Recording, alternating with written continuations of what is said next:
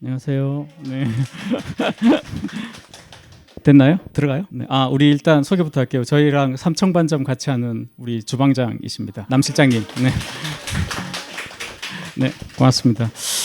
일단 이렇게 더운데 와주셔서 고맙고요. 아마 두 가지 목적으로 오시지 않나 싶어요. 제가 연락을 드려가지고, 얘 또 나한테 연락했으니까 한번 가져야겠다 싶은 동료이 오신 분도 있고, 아니면 딱히 할 일이 없는 금요일 저녁에 오신 분도 있지 않는가 싶습니다. 오늘 한 시간 한 2-30분 정도 강의를 준비했고요. 한 시간 2-30분 들으시고 또 혹시 또 궁금하신 게 있으시면 질문 받고 그렇게 하도록 하겠습니다. 사실은 이 영풍문고에서 저희 이 유튜브를 보고 사실 유튜브를 아시는 분도 계시겠지만 문학에 대해서 이렇게 다루는 곳이 잘 없더라고요. 보통 이제 책을 읽어주시는 분들이나 이렇게 이런 분들이 있는데 저희 같이 이렇게 책을 읽고 우리끼리 남자 둘이서 이렇게 막 그냥 이렇게 수다 떨듯이 막 얘기하는 그런 채널은 없지 않나 싶어요. 그래서 아마 영풍문고에서 이제 제안을 해서 저희가 이렇게 마련하게 됐습니다. 그 인연으로 이제 공간이 이렇게 있으니까 강연을 한번 해보자 이렇게 생각이 들었고 근데 다른 이제 바이올린 연주하시는 분 강의도 있고. 또 제가 이렇게 사랑의 쓸모도 하고 다음 주엔 또 현대미술 강의도 있고 또 실장님이 하시는 플리마켓도 있습니다. 그렇게 여러 프로그램 중에 하나로 그렇게 진행하게 됐습니다. 그래서 오늘은 제가 여기 보면 책이 좀 제가 쓴 게 좀 여러 권이 있는데 어떤 책으로 할까 고민을 하다가 가장 잘 쓴 책이 뭐냐 이런 걸 좀 많이들 물어보세요. 강의하고 나면 아마 제가 쓴 책이 좀 여러 권 있으니까 책을 한 권 사고 싶은데 이제 뭘 사는 게 좋을까 싶어서 이제 여쭤보겠죠. 어떤 책이 잘 쓴 책이냐 하면 저자한테 그렇게 묻는 건 되게 좀 무서운 말이죠. 네 자식 중에 누가 제일 예쁘냐? 뭐 제일 예쁜 애 있죠, 물론 있어도 그래도 이제 다 예쁘다 이렇게 얘기해야 되잖아요. 근데 제일 좋아하는 게 뭐냐 하면 답이 좀 어려운데 제일 잘 쓴 게 뭐냐 하면 아무래도 가장 최근에 쓴 책이 제일 잘 쓴 게 아닌가 싶어요. 그래서 이 사랑의 쓸모라는 책으로 여러분들을 만나 뵙게 되었습니다. 저는 이런 사람이고요. 왜 웃어요? 오늘 처음 봤잖아요. 그죠? 제가 낯설어서 요 분들 빼고는 저게 더 익숙하신 분들이실 겁니다. 머리가 길었었는데 머리를 좀 짧게 정리했습니다. 제가 EBS나 이런 방송을 통해서 이렇게 방송이 나가고 나면 저는 제가 방송을 잘 못 보겠더라고요. 좀 부끄럽고 좀 그런데 그래서 이제 그 EBS 클래식 강의를 이렇게 쭉 방송에 나가고 나서 좀 참고 있다가 자랑 삼아 얘기를 했어요. SNS 올리고 그러면 보통은 제가 기대한 바는 뭐냐면 너 정말 아는 게 많은 줄은 알았지만 그렇게 많은 줄은 몰랐다라든가 뭐 이런 칭찬 일색을 기대하잖아요. 근데 이제 제 방송을 본 친구의 부인이라든가 친구의 친구라든가 친구의 지인이라든가 딱 두 가지 얘기를 하시더라고요. 제 머리 어떡하니? 제 결혼은 했니? 두 가지예요. 그래서 이제 결혼한 건 어떻게 되돌릴 수 없으니까 머리카락만 정리했습니다. 저는 한국에서 대학을 졸업하고 물론 예술과 전혀 상관없는 걸 전공했습니다. 그리고 이제 파리로 유학을 가서 파리에서 한 11년 정도 공부했습니다. 유학이 긴 게 좀 부끄러운 일이죠. 왜냐하면 정말 그 분야에 대해서 깊이 있게 공부하기 위해서 유학이 길어질 수밖에 없는 분들도 계시지만 저는 그냥 사실 갔습니다. 그냥 학교를 졸업하고 나서 딱히 나는 인생에 하고 싶은 게 없다는 걸 이제 깨닫게 된 거죠. 난 하고 싶은 게 없구나. 그런데 이제 그때는 하고 싶은 걸 하고 살으라고 보통 학교에서나 매체에서 많이 얘기를 했는데 저는 이제 고등학교까지는 대구에서 했고 서울로 대학을 왔더니 여기 서울에 있는 애들은 다 자기가 하고 싶은 게 있는 것처럼 보였어요. 뚜렷한 것처럼 보였어요. 근데 저는 그런 게 없었습니다. 그래서 지방이니까 그런가 보다 하고 이렇게 왔다 갔다 했는데 그래도 안 되겠다 싶어서 이제 직장을 한 1년 좀 넘게 다녔는데 그걸 정리하고 이제 유학을 가게 된 거죠. 바꿔 얘기하면 준비된 유학이 아니었습니다. 그래서 한국에서 공부한 걸 깊이 있게 하러 간 게 아니라 파리에 가서 좀 내가 앞으로 인생에서 하고 싶은 게 뭔지 한번 찾아보겠다. 그게 더 큰 유학의 목적이 아니었나 싶어요. 그래서 좀 여러 분야를 공부하게 되었습니다. 보시면 뭐 순서대로 공부한 건 아니지만 대체로 저런 순서였는데요. 공통점이 있죠. 영화를 빼고 나면 공통점이 뭡니까? 프랑스어를 못해도 보는데 무리가 없는 것들이죠. 그러니까 비언어적인 부분들이죠. 그래서 한국에서 예술을 전공하지 않았기 때문에 프랑스어도 물론 가서 시작했고요. 거의. 그래서 이제 프랑스어가 좀 적게 필요한 쪽으로 이제 학교를 들어가려고 하다 보니 사진이 먼저 시작하게 되었고 이제 무용과 이렇게 이어지게 되었습니다. 그래서 이제 쭉 공부를 하고 이제 한국에 와서는 이제 예술 작품을 통해서 인문학을 좀 소개하는, 예술을 좋아하시는 분들 뭐 장르를, 문학은 좀 다른 것 같아요. 문학은 좀 다른 게, 왜냐하면 인문학이라고 하면 보통 우리가 예전 시대에는 문사철이라 그래서 문학, 역사, 철학 요 세 학문을 보통 통칭하죠. 그래서 뭐 서울대 인문대 안에는 요 세 과를 중심으로 학과가 변형되어 있는데요. 근데 요즘은 이제 문사철보다 문사철 이해까지 포함시켜서 예술도 이제 좀 인문학으로 따로 좀 떼어놓는 경향이 있습니다. 예전에는 문학이 예술의 어떤 하나의 큰 뭐 기둥이랄까요? 중심이어서 그렇게 했는데 요즘은 예술이 워낙 분화되고 발전하다 보니까 좀 떼어서 보는 면이 있지 않나 싶어요. 근데 이 예술을 공부하신 분들 아시겠지만 예술 그 자체로는 공부를 아무리 하더라도 뭐 안목이든 무엇이든 좀 깊어지기는 좀 어렵지 않나 싶어요. 그냥 예를 들면 서양 미술사를 다 정말 완전히 다 외우고 아신다 그래도 그림을 잘 보는 건 또 다른 문제거든요. 그러니까 이제 어쨌든 예술을 깊게 좀 이제 바라보기 위해서는 반드시 인문학으로 갈 수밖에 없다, 이렇게 보통 보고 있습니다. 그래서 예술이라는 것이 인문학 안에 분명 예술이 포함되어 있죠. 그래서 이 문학을 굉장히 좋아하시는 분들도 어느 시점에선가 그림이나 음악 좀 체득하지 못한 분들은 좀 깊어지는데 어렵거나 뭐 너무 뻔한 정답의 얘기만 하는 거죠.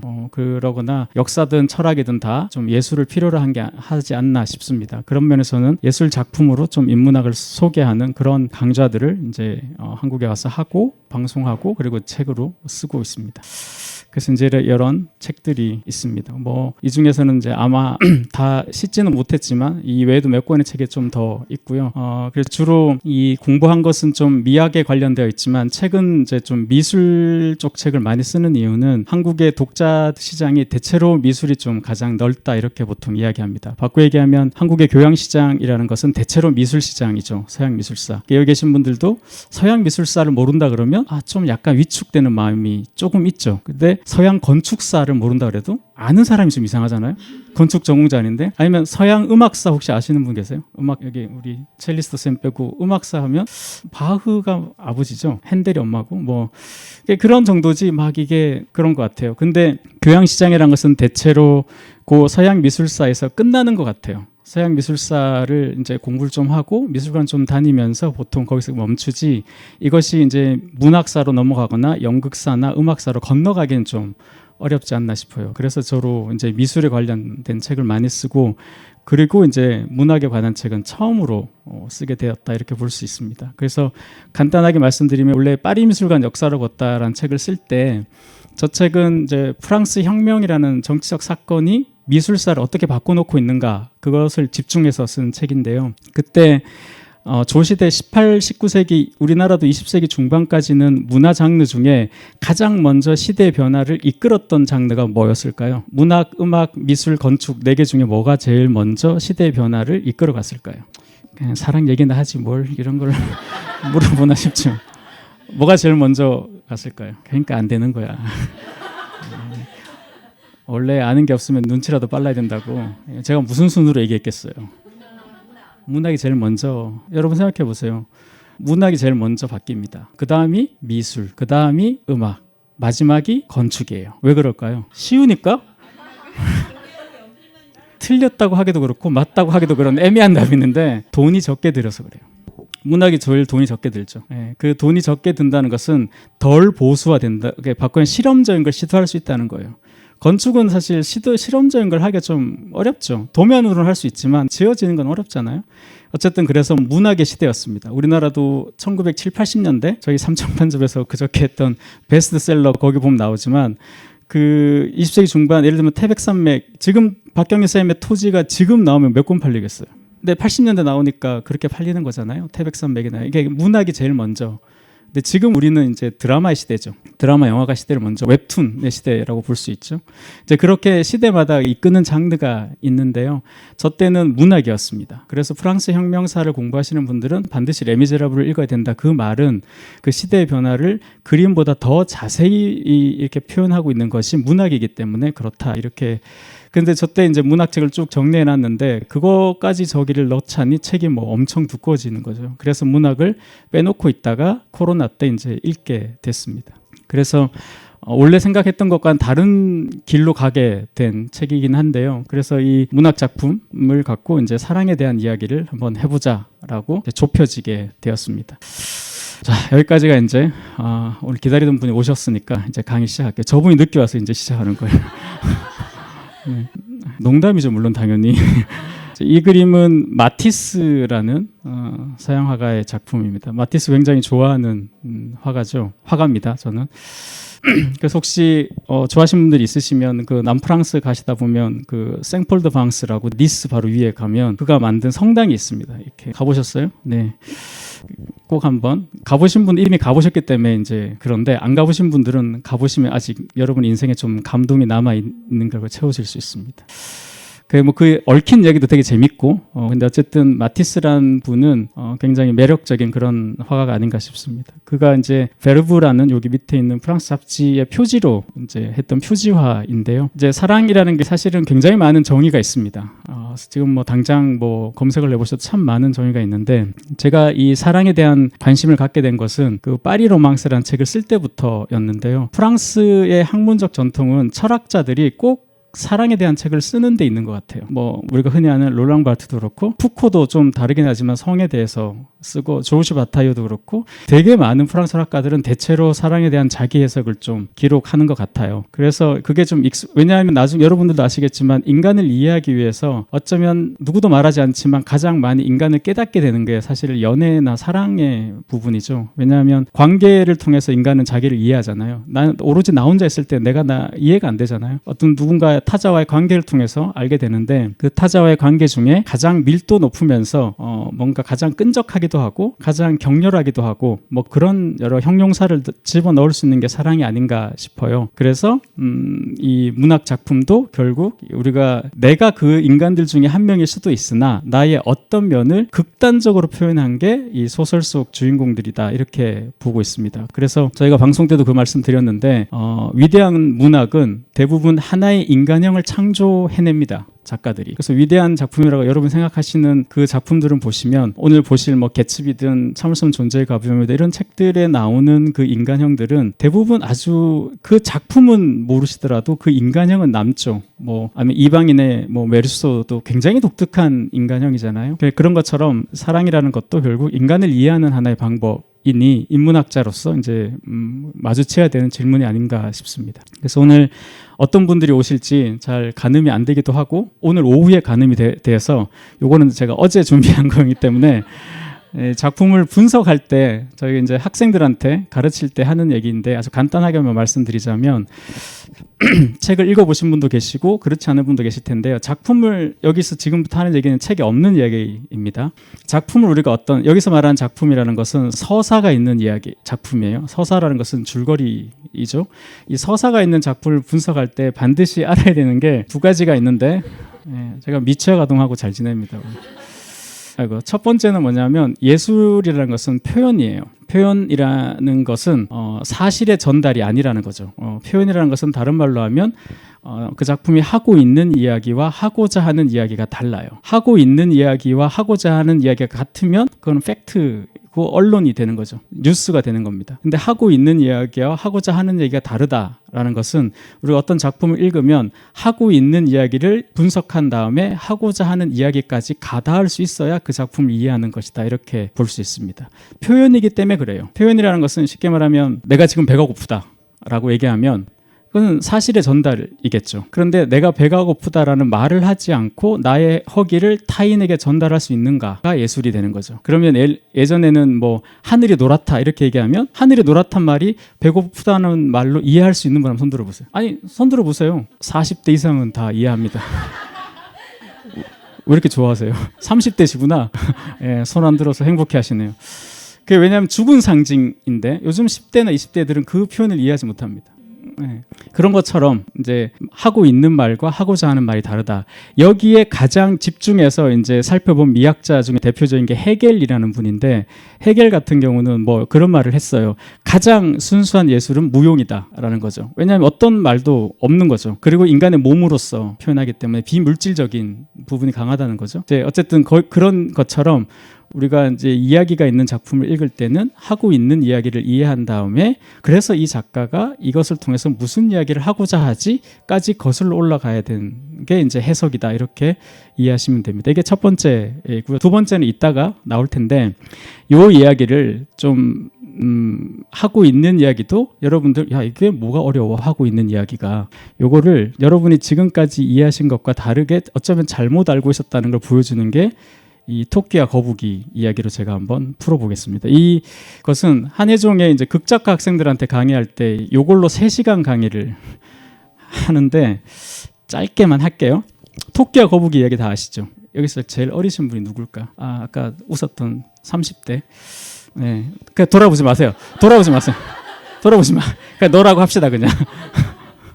네, 알아요. 쌤이 어리신 거 아는데 그냥 이분으로 몰아가고 싶어요. 그 토끼와 거북이 어떤 이야기입니까? 줄거리 한번 얘기해 보세요. 줄거리라는 것은 시간의 순으로 이야기하는 게 줄거리입니다. 아니, 토끼와 거북이를 갑자기 자, 토끼와 거북이 이거 빨리 해야 돼요. 시간 없어요. 한국에서 한국에서 안 나오셨죠? 네. 그래서 우리 이승주 쌤, 네, 토끼와 거북이, 네, 토끼와 거북이가 경주를 했죠. 그리고 그래요, 맞아요. 요즘 MZ들은 성격이 급해. 그 사이에 아주 중요한 사건이 하나 있죠. 뭡니까? 우리나라 교육이 참 문제가 많아요.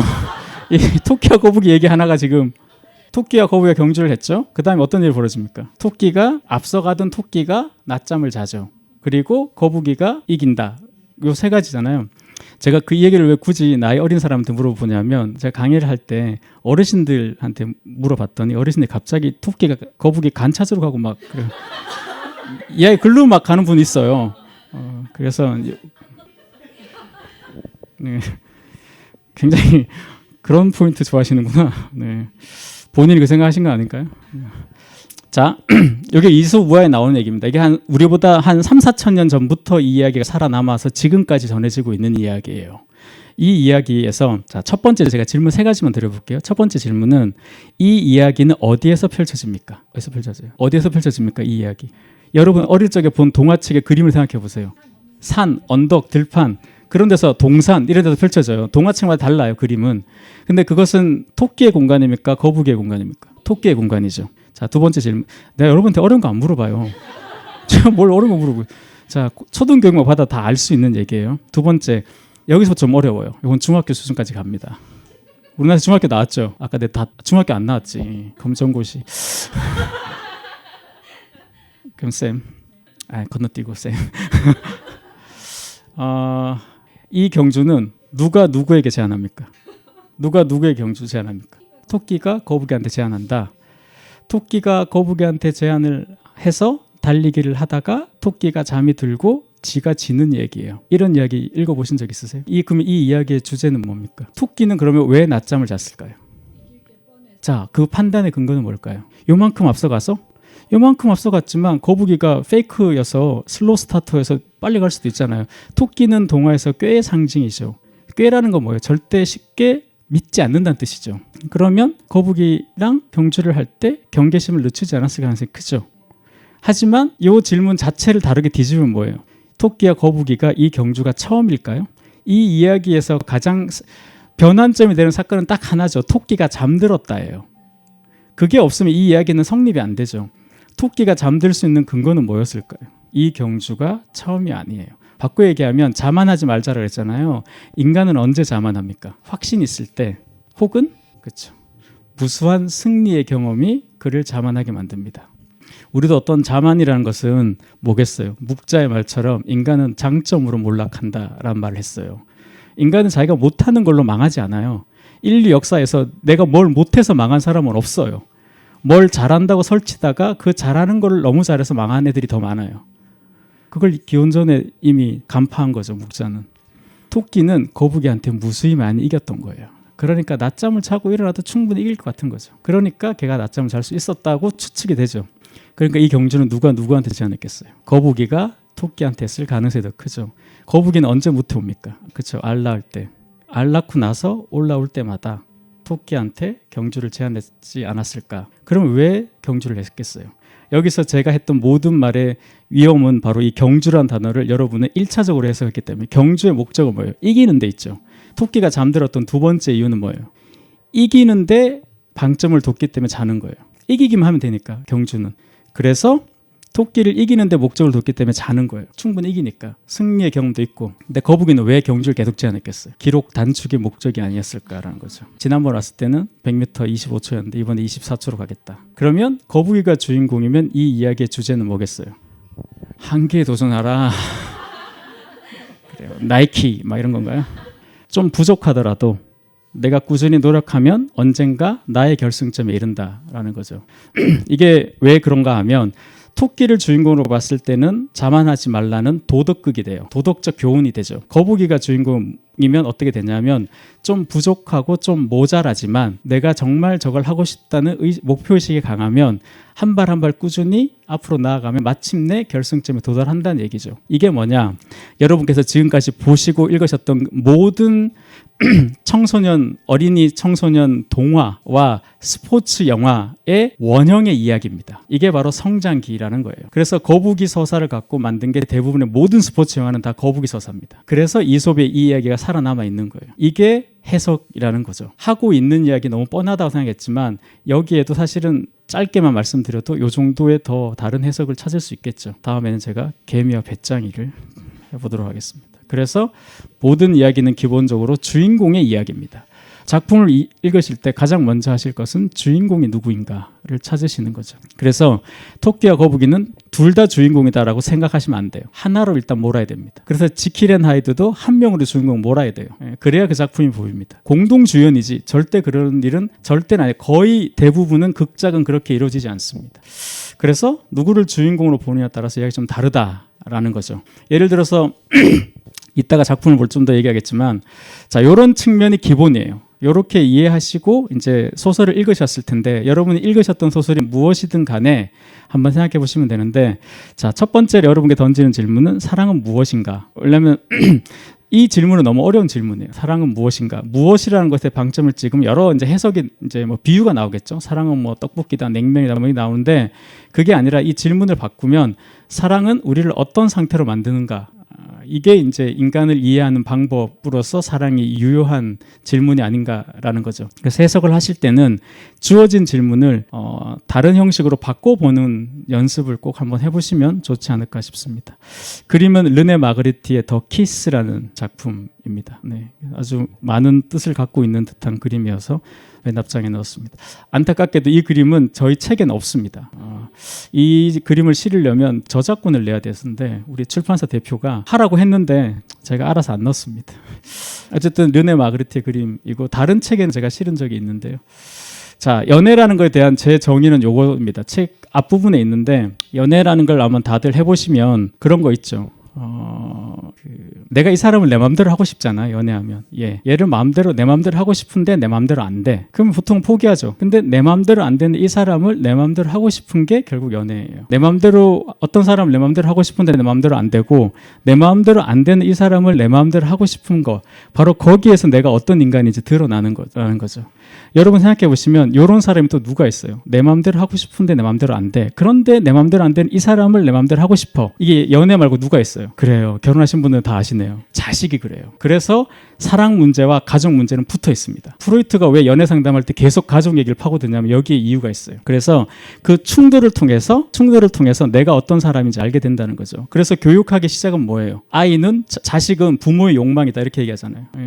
그래서 기본적으로 이런 관점을 갖고 있습니다. 그래서 연인이라는 것은 내 욕망, 내가 어떤 사람이고 내가 무엇을 바라고 내가 무엇을 포기할 수 없는지를 알아채게 만드는 존재다라는 거고, 그래서 사랑에 관한 이야기는 내가 왜 하고 많은 사람 중에 왜 하필이면 이 사람을 사랑하는가에서 출발한다라고 저는 생각합니다. 그래서 첫 번째 오늘 여러분들과 이야기를 할 작품은 많은 분들께서 읽으셨을 작품이 어떤 것일까라고 하다가 보니 이 작품을 가장 많이들 읽으셨을 것 같아서 이 작품을 선택했습니다. 그림은 뭉크의 The Kiss Behind the Window 뭐 그런 거예요. 창문 뒤편의 키스인데 뭉크라는 화가한테 어울리는 그림이죠. 개츠비를 생각하시는 분들은 그림이랑 안 어울리지 않나? 라고 생각하실 수도 있는데 강의를 쭉 따라오시다 보면 또 일견수긍하지 않을까 싶습니다. 이 책 읽어보신 분 한번 흔들어 보세요. 네, 그래도 가장 많이 읽어보셨죠. 네. 읽어봤는데 기억이 안 난다. 그죠? 읽었던 기억만 있다. 이런 거죠. 네. 우리 그런 면에서 모두 하나입니다. 그래서 영화로 준비했습니다. 영화가 두 가지 버전이 있죠. 로버트 레드포드가 나오는 게 있고 레오나르도 디카프리오가 나오는 버전이 있는데 디카프리오 버전인데 이 위대한 개츠비를 읽을 때 저는 이 하루키가 하도 뭐 칭찬을 했다고 하고 본인이 보통 나중에 번역도 했다고 하는데 저는 이 책이 제가 산 게 아니라 집에 있길래 그냥 읽어봤어요. 그때 읽었을 때는 하나도 기억이 안 나고 아무 재미도 없었어요. 이걸 왜 좋아하지? 라고 생각했는데 몇 년 전에 읽으니까 좀 알겠더라고요. 그러니까 나이에 맞는 책이 있나 봐요. 그 나이가 되니까 좀 이해가 되는데 개츠비를 처음에 보시면 얘는 왜 이렇게 돈을 쏟아 부어서 파티를 하지? 소설보다 훨씬 이 디카프리오 영화에서 잘 표현되어 있죠. 너무 뭐 영화라고는 하지만 이것이 뭐 거의 물랑루즈 수준으로 파티를 하잖아요. 왜 이렇게 화려한 파티를 하느냐 하면 이유는 되게 단순합니다. 이 파티를 하는 이유가 오른쪽에 있는 개츠비가 데이지라는 여자를 5년 만에 찾아온 이유와 같아요. 왜냐하면 소설을 읽지 않으셨던 분 혹은 기억이 안 나신 분에게 짧게 줄거리를 요약하자면 이 둘은 원래 연인 관계였습니다. 그런데 개츠비가 이제 다른 데로 이제 군인인데 발령이 나면서 둘이 헤어지게 돼요. 근데 여자는 데이지는 계속 개츠비를 좋아하고 기다렸어요. 근데 연락을 뭐 편지도 없고 아무것도 없어. 그래서 이제 상심하고 계속 데이지가 개츠비를 사랑했다는 것은 어떤 대사로 나오냐 하면 군인 말고 뭐 어떤 남자도 상관없어 이렇게 얘기하죠. 왜냐하면 개츠비가 군인이어서. 여러분도 그러시잖아요. 첫사랑에서 어떤 사람을 만나는데 그 오빠한테 차였다고 생각해봐요. 난 여전히 너무 사랑하는데 그럼 어때요? 그 새끼 말고 다 돼 이런 거잖아요. 그거 아니면 그 사람의 짝퉁이 아니라 뭐 1-1을 원하게 되죠. 그 사람하고 되게 비슷한 사람을 찾거나 그 사람과 완전히 다른 사람을 찾거나 똑같은 말이에요. 기준은 항상 그 사람이 있다는 거죠. 데이지의 기준은 개츠비였습니다. 개츠비가 아닌 누구도 상관없다라는 거죠. 어쨌든 개츠비는 5년 만에 데이지를 찾아옵니다. 이 5년은 무슨 기간이었냐면 돈을 왕창 벌어서 대단히 부자가 되는 거죠. 그 부자가 되어서 이런 파티를 벌여요. 이런 파티를 벌이고 데이지가 사는 집 맞은편 호숫가 건너편의 집을 구하죠. 그리고 항상 이렇게 그 부둣가에 가서 그 저택을 되게 묘하게 바라보는 그런 장면으로 묘사가 되는데 그러면 우리는 생각 5년 만에 찾아왔으면 바로 찾아가지. 왜 이런 식으로 굳이 간접적으로 하냐? 이게 무슨 말이겠어요? 유명해지기를 바라는 심리인 거죠. 소문이 나서 거기 엄청난 부자가 있다더라. 근데 파티에 왔더니 그 누구도 올 수 있는 파티예요. 파티는 가보신 분들 계시겠죠? 파티는 기본적으로 유럽의 파티는 뭐예요? 초대장을 갖고 가야 되는데 이 닉이라는 화장은 뭐래요? 초대장을 받은 유일한 사람이 자기예요. 나머지는 다 그냥 오는 거예요. 그냥 오는데 파티가 엄청난 수준인 거죠. 그러면 이 사람이 5년 만에 데이지를 굳이 이런 식으로 찾으려는 이유는 딱 하나입니다. 이거예요. 내가 엄청난 부자라는 걸 네가 알아줬으면 좋겠다인 거죠. 내가 지금도 널 사랑한다가 아니라 내가 엄청난 부자임을 네가 알아줬으면 좋겠다라는 거예요. 완전 다른 포인트인 거죠. 그냥 보통의 생각과는. 그래서 개츠비가 처음 데이지를 만나서 물어보죠. 야, 저 집 어떠냐? 내 집. 데려가서 집을 보여주죠. 잘 지냈니? 이게 아니라 야, 내 집 어때? 근데 이 집이 프랑스풍의 집인 거죠. 대저택이라고 생각해 보세요. 그랬는데 그 대사가 이런 겁니다. 여기에 데이지는 부잣집 딸이거든요. 아주 마음에 든다 이 말에 개츠비는 됐다 이거죠. 내가 5년 동안 그렇게 어둠의 세계에 발을 담궈서 부자가 돼서 너에게 다시 돌아온 게 내 목적은 이루어졌어. 그 뜻입니다. 이거인 거죠. 이 말은 뭐겠어요? 개츠비는 내추럴 본 부자가 아닌 거죠. 아주 우리로 치면 저기 어디 시골에 아주 못 사는 농부의 아들로 태어나서 꿈을 꾼 거죠. 나는 저렇게 부자가 되고 싶다. 그래서 그 사람처럼 되기 위해서 노력을 해서 근데 흉내는 낼 수 있지만 뭐는 안 돼요. 교양은 어느 날 갑자기 늘지 않아요. 졸부가 그런 거죠. 갑자기 부자는 될 수 있는데 교양은 갑자기 늘지 않아요. 그 간극 있죠. 부자인데 교양이 없는 자. 그걸 가르쳐서 성 노블레스, 스노비라고 불렀습니다. 그게 이런 거죠. 두려움이 여기서 생기는 겁니다. 근데 개츠비는 생각할 때 데이지 부잣집의 예쁜 딸, 날 정말 사랑하지. 하지만 난 너무 가난해. 근데 내가 얘한테 부자인 척했어. 내가 그러면 어떻게든 부자가 되어서 너에게 다시 나타나마. 그런 거였던 거죠. 그래서 이렇게 생각한 겁니다. 그럴 수 있죠. 한국의 남자들이 유난히 이 책을 좋아하는 데는 저는 이런 이유도 있다고 생각합니다. 내가 첫사랑은 놓쳤지만 내가 더 부자가 되고 더 성공해서 그녀를 다시 찾아야겠다. 이 욕망이 있다고 봐요. 이 서사가 한국 남자들한테. 그래서 그 알러브스쿨에서 그렇게 문제가 많이 생기지 않았을까.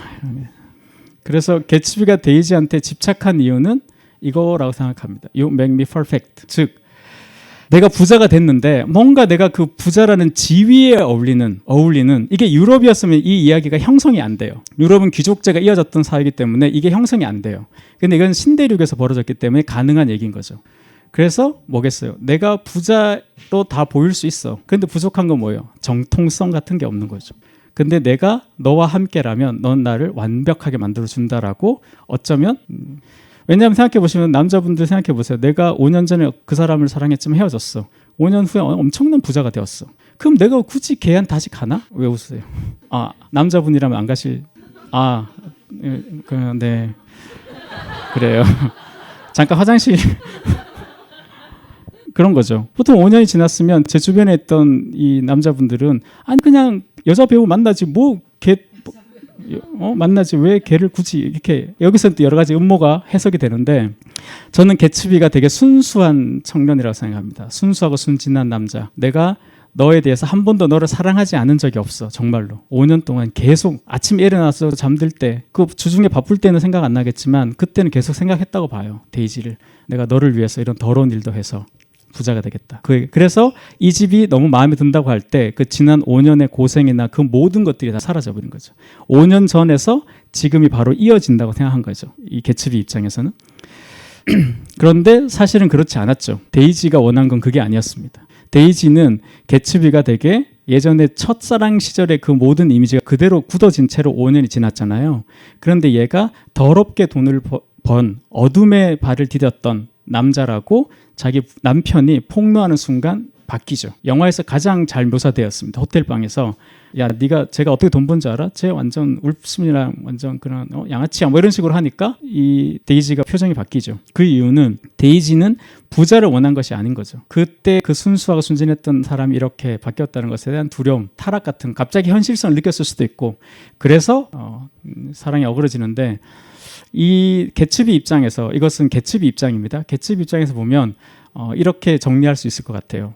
모든 사랑은 끝나지만 첫사랑은 멈출 뿐이다. 첫사랑은 주제 선율이 되어서 이후의 모든 사랑에서 변주가 된다. 이렇게 생각합니다. 공감하시는지요? 공감하는 사람들은 다 첫사랑이 실패한 인간들이에요. 첫사랑에서 결혼한 사람들은 이게 이해가 안 되죠, 당연히. 그래서 데이지가 개츠비의 첫사랑이자 인생의 주제 선율이었던 거죠. 그냥 사랑의 주제 선율이었으면 이렇게까지는 안 되겠죠. 인생의 주제 선율이 된 거예요. 그래서 모든 것이 다 데이지에게 맞춰졌던 것이 개츠비였다라는 거죠. 자, 그렇다면 여기서부터가 되게 의외의 면이에요. 그러면 데이지는 왜 개츠비를 사랑했을까? 개츠비는 그렇게 생각했죠. 제가 나를 왜 사랑하는지 관심이 있었는지 없었는지 모르지만 책에는 안 드러나요. 근데 개츠비가 데이지한테 집착한 것만 책에 나와 있죠. 소설에. 근데 한번 생각을 해보세요. 데이지는 왜 개츠비를 좋아했을까? 부잣집의 예쁜 딸이라는 데이지는 왜 개츠비를 사랑했을까? 부잣집의 예쁜 딸이 없구나. 부잣집 잘 사는 사람 집엔 딸들이 남자가 부자인 것보다 다른 걸 더 요구할 수도 있죠. 모두가 그렇다는 건 아니에요. 내가 지금 부자고 앞으로도 우리 아버지가 계속 부자일 예정이야. 그러면 내가 세속의 욕망이 강해서 더 재벌한테 갈 수도 있지만 그것보다는 내가 어떤 좋아하는 무엇을 가진 사람한테 끌리겠죠. 그죠? 여자든 남자든. 데이지가 개츠비를 사랑하는 이유는 책에 나와 있는데 제가 이 책을 내고 나서 가장 많은 사람들이 놀랐다고 얘기하는 게 이거였어요. 책에 나와 있어요. 제가 쓴 게 아니고 책에 뭐라고 나와 있습니까? 데이지가 개츠비를 사랑하는 이유. 자, 뭘 것 같아요? 네, 이게 정말 캐스팅을 정말 잘했어요. 로버트 레드포드는 제가 봤는데 레드포드는 굉장히 정말 전형적인 미남이죠. 전형적인 미남이어서 더 품격은 있어요. 제가 보기에.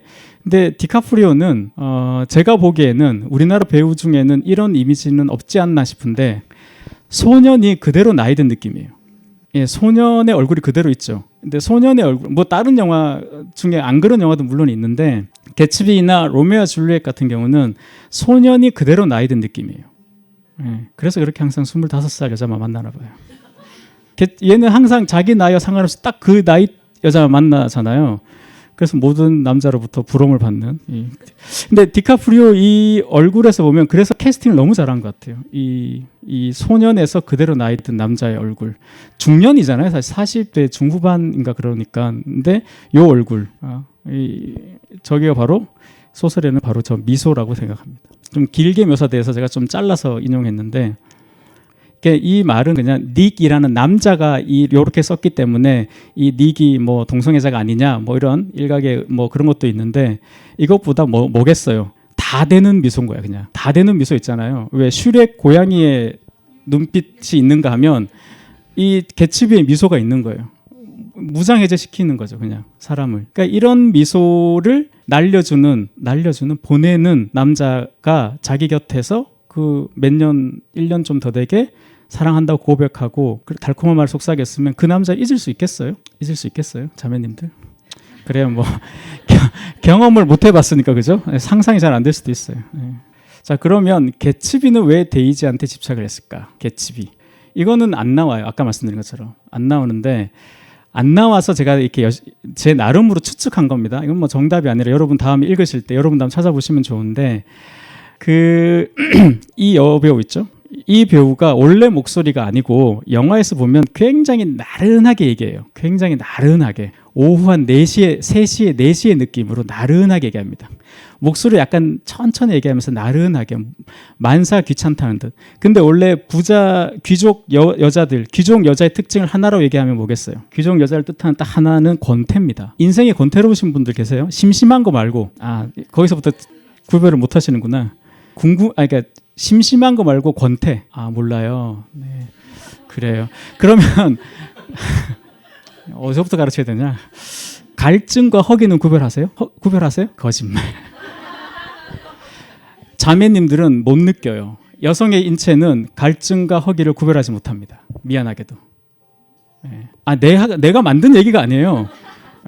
갈증과 허기가 구별이 안 돼요. 그래서 배고프다고 느끼는 거 있죠. 물을 드세요. 그런데 물 한 컵 마셨는데도 배고파. 한 번 더 드셔야 돼. 뇌는 속이니까 우리를. 그래서 물을 2잔, 요거 500cc 다 마셨는데도 배가 고프다. 그때 밥을 드셔야 돼요. 다이어트도 됩니다. 근데 가짜 허기에 쏘가가지고 밥을 먹잖아? 그럼 이렇게 되는 거야. 어쨌든 그렇습니다. 그런 것처럼 심심한 거 말고 권태라는 게 있어요. 유럽 역사에서 권태로 똘똘 뭉쳐진 시기가 언제겠어요? 로코코 시대입니다. 그래서 그림이 다 그따위예요. 다 병든 그림이잖아요. 그림이 다 병들었어요. 그 로코코 시대예요. 근데 그 전형이에요. 이 데이지는 아마 이 스콧 피츠제랄드가 그런 거에 영감을 받아서 아마 이 인물을 만들지 않았을까라고 짐작되는데 이게 예전 레드포드 상대로 나왔던 페니 더너웨이 뭐 그 이름 잘 모르겠는데 그 여배우더라고요. 미아 페로. 예. 미아 페로 아세요? 40대 이상입니다. 이 미아 페로 우디 알렌 영화에 많이 나오시죠. 예. 미아 페로도 그렇지만 이거는 목소리가 돈으로 가득 차 있다 이 느낌을 위해서 포그 필터라고 안개 낀 듯하게 촬영했더라고요. 나른한 느낌을 주려고. 근데 이제 요때는 그렇게 안 해요. 그냥 목소리 자체만으로 그렇게 하는데 요때는 이 보시면 포그 필터 낀 것처럼 이렇게 나른한 느낌 있죠. 그 느낌을 줘요. 그러니까 여기서 이렇게 얘기하거든요. 개츠비가 데이지가 어떻다라고 얘기하는 유일한 대목입니다. 데이지의 목소리는 돈으로 가득 차 있다. 이게 영어 네이티브면 저게 어떤 느낌인지 좀 느껴보고 싶어요. 저게 한국어 해석 번역이 이렇거든요. 근데 이게 제가 영어가 모국어가 아니기 때문에 저 질감을 못 느끼겠어요. 그러니까 영어가 모국어인 분들은 이게 우리가 지금 생각하는 그 느낌인지 혹은 영어를 모국어를 쓰는 사람들 좀 다른 느낌이 있는지는 모르겠어요. 어쨌든 직역을 하면 이렇게 해석은 이렇게 되어 있습니다. 데이지의 목소리는 돈으로 가득 차 있다. 이 말이 좀 어렵잖아요. 무슨 말인지 그냥 부티가 난단 말인지 돈을 많이 써야 될 것 같다는 건지 여러 가지로 좀 모르겠는데 저는 이게 권태로 그냥 이해했습니다. 아, 되게 권태롭다. 그게 권태가 귀족 여성의 그 특징이기 때문에 아마 데이지 그 개츠비가 그렇게 보지 않았을까라고 생각하는 건데 그 얘기는 책에 안 썼어요. 그것은 제가 뭔가 책으로 글로 쓰기에 조금 딱 떨어지는 많이 이게 좀 부족해서 그런데 어쨌든 제가 보기에는 그렇게 연결되는 게 아닌가라고 생각이 듭니다. 그래서 원래는 이게 사운드가 있었는데 사운드를 빼버렸는데요. 이따가 꼭 한번 이 분의 음악을 한번 들어보시기 바랍니다. 모니카 제틀룬트라고 스웨덴인가 재즈 가수인데 원래 이게 북유럽의 그 민요인지 전통 음악인데 저거를 이제 영어로 바꿨고 재즈 음악 좋아하시는 분은 아시겠지만 그 월츠 포 데비 누구죠? 그 피아니스트 빌 에반스라고 빌 에반스가 아마 마지막으로 반주를 했던 분이 이 여자분입니다. 그 유튜브에 전곡이 다 올라와 있어요. 음반이 정말 명반입니다. 이제 음반을 구할 수가 없어요. 너무 비싸가지고. 그러니까 유튜브에서 들어보시면 뭐 애플 뮤직이든. 근데 이분의 목소리가 데이지의 목소리와 좀 비슷한 느낌이 저는 있었습니다. 그래서 한번 참고 삼아 들어보시면 좋을 것 같습니다. 네. 이렇게 해서 개츠비는 미소가 매력이고 어쩌면 데이지는 그 분위기가 매력이었던 거죠. 목소리로 상징되는 분위기와 외모는 다른 건 아시죠? 그래요. 달라요. 분위기는 뭐냐면 롤랑 바르트는 그렇게 얘기하더라고요. 눈에 보이지 않지만 느껴지는 것. 어떤 사람을 봤을 때 그 분위기가 있다 이런 거 있잖아요. 외모만으로 분위기가 만들어지는 건 아니죠. 사실 어떤 남자도 그렇고 특히 여자는 좀 더 그런 것 같아요. 여자는 외모보다 그 사람이 전체가 풍겨지는 어떤 분위기라는 게 있죠. 근데 분위기는 따라할 수 없어요. 그래서 이 개츠비의 미소, 그러니까 개츠비가 5년 동안 그렇게 돈을 벌 게 아니라 데이지한테 와서 미소 한번 날리면서 잘 지냈니 했으면 끝났을 문제인 거죠. 부잣집에 결혼해서 그냥 잘 지냈을 텐데 그걸 몰랐던 게 어쩌면 그렇고 데이지도 자신의 매력을 잘 몰랐기 때문에 어쩌면 이렇게 어긋난 게 아닐까라고 볼 수 있습니다. 그래서 그러면 왜 우리는 우리의 매력을 잘 알아야 되냐? 이건 되게 실용적인 얘기일 수도 있는데 우리는 우리 자신에 대한 관심이 좀 적죠. 우리는 우리한테 별로 관심이 원래도 별로 없는데 점점 더 없어진 것 같아요. 그러니까 여러분들도 지금 하루에 SNS를 하는 시간이 만약에 한 뭐 2시간, 예를 들면 2시간이면 자기 자신한테 그렇게 살펴보는 타인의 삶을 보는 것의 10분의 1이라도 보면 좀 달라지겠죠. 그죠? 근데 우리는 우리 자신에 대해서 잘 안 살펴보는 것 같은데 그렇다 보니 내가 뭐가 장점인지 잘 모르지 않나 이렇게 생각해요. 저 자신도 역시 그랬고요. 자신의 매력을 잘 알아야 되는 이유가 제가 연애를 하면서 지나서 보니까 이거라고 생각합니다. 압도적인 장점 하나는 소소한 단점을 다 없애버립니다. 예를 들어서 여기 여자분들이 많이 오셨으니까 여자분들 관점에서 한번 얘기해봐요. 여자분들이 제일 좋아하는 남자 어떤 남자가 이상형입니까? 남편분이랑 남동생? 남편? 오빠? 아빠? 남편 축하드립니다. 남편분 묻지 말까요? 싸울 수도 있으니까 그죠? 공감하시는지요? 자, 그의 압도적인 장점은 뭐였습니까? 공감 능력. 그러면 소소한 단점들은 뭐였어요? 이걸로 제일 많이 싸웠을 거니까 소소한 단점들. 시댁.